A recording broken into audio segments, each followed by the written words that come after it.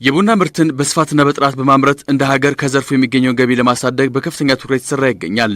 ምርቱን ወደ ገበያ የሚቀርብበት የገበያ ሰንሰለት የማበጀትና አሰባስቦ ላይ የጥራት ጉድለት እንዳይፈጠር እንዲሁም አርሶ አደሩን የማስገንዘቡ ተግባር ሌላኛው ትኩረት የተሰጠው ጉዳይ ነው። በቡና ምርት ከሚታወቁ አካባቢዎች ውስጥም ያለታ ወንዶ ወረዳ አንዱ ሲሆን አርሶ አደሩም ከዚህ ቀደም ያመረተውን የቡና ምርት ወደ ገበያ ለማቅረብ በብዙ ይፈተን እንደነበርም አንስቷል።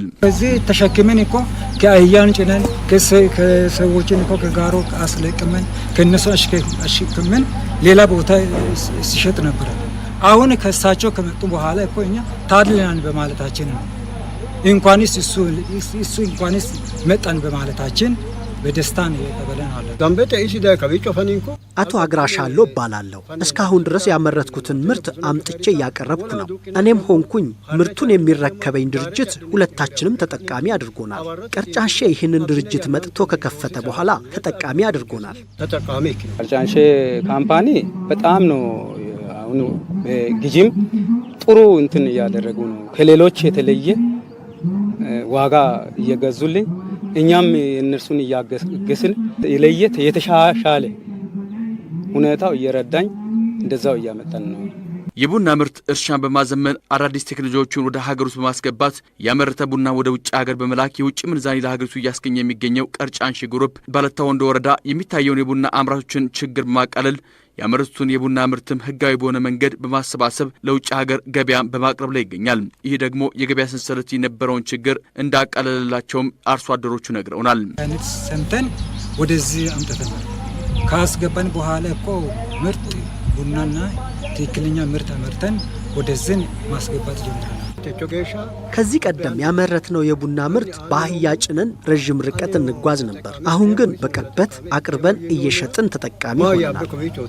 አሁን መጥቶ እያዩን እርሻውን እያዩ ምን ያህል እንደ ምርቱን እንዴት እንደሚያቀርብ እንደዚህ ታቀርባለህ እያሉኝ እኛ እያስገባን በአንድ አመት ወደ 4000፣ 5000፣ 6000 ኪሎ ግራም በላይ ከዛ በላይ ቡና እያስገባው በዚህ ተጠቃሚ ሆነን ነበር። ባለፈው የቀርጫንሼ በዚያ መገኘት ያለውን ልምድ ከማጋራት ባሻገር አርሶ አደሩ ዘመናዊ በሆነ መልኩ እንዲያለማም እድል ፈጥሯል።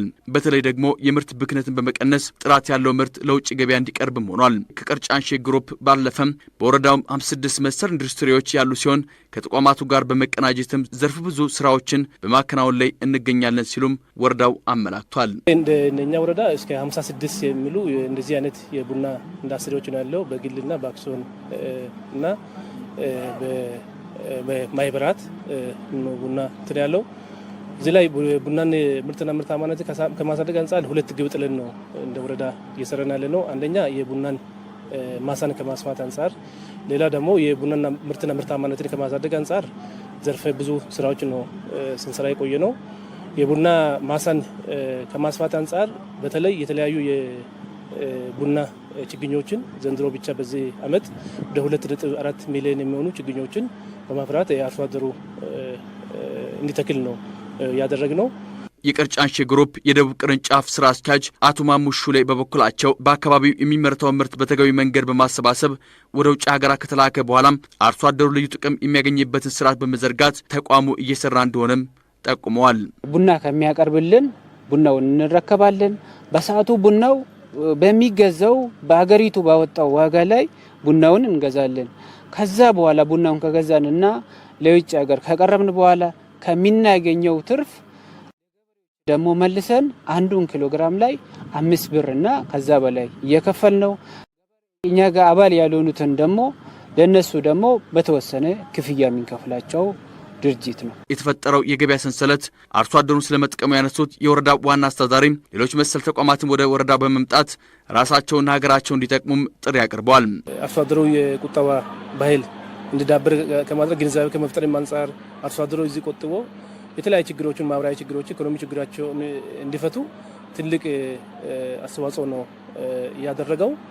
ቅድም እንዳልኩ የመሰረተ ልማት ጥያቄዎችንም ሌላ ችግሮችንም አብሮ ከነሱ ጋር ተቀናኝተን ያው እየሰራና እየተፈታ ያለበት ሁኔታዎች ነው ያለውና ከጥቅም ጋር ከያየን ትልቅ ጥቅም ነው ያለው። እዚህ ቀርጫ ኮፊ እዚህ መኖሩ ለአርሶ አደራችን ትልቅ የኢኮኖሚክ ቤኔፊት ነው እያስመጣ ያለው።